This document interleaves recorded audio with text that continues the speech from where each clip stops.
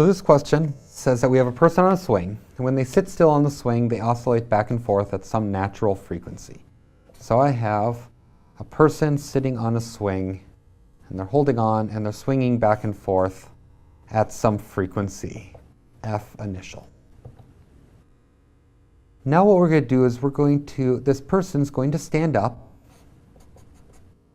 on the swing in a way where they're now standing and holding on. And what's going to happen is that their center of mass is going to be higher. So in the original case, I'm going to say the center of mass is at the swing, but this case, the center of mass has now moved up towards the pivot point.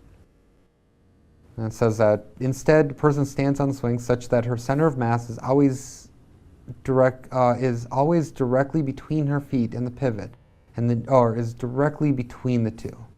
So we're moving the center of mass up. Stand up on the swing, center of mass moves. We want to know what happens to the new frequency. What's our final frequency? Well, I know that a pendulum has 1 over 2 pi square root of G over L. And this is for a pendulum, not a spring mass system. And this is one of the ways that people can get confused, is it's for a pendulum. Well, in this case, G is always going to be constant. But the length that we change, we go from,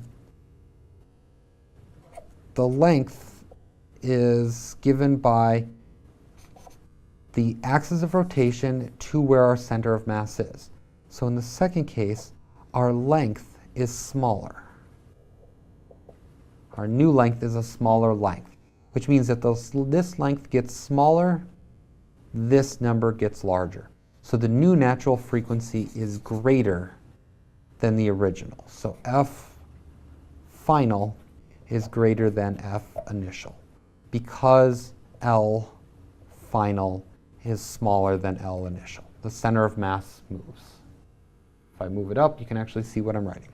So it says L final is less than L initial, which causes F final, our natural frequency at the end, to be greater because we're using a pendulum equation.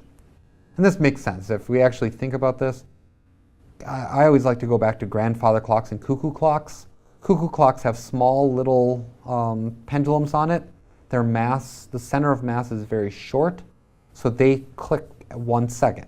Grandfather clocks have a really long pendulum. Their center of mass, their pivot to center of mass length is 4 times longer actually, and that will oscillate at 2 seconds. And this is why grandfather clocks, they click, click every second, where a cuckoo clock goes click, click, click. It's actually going a full cycle every second.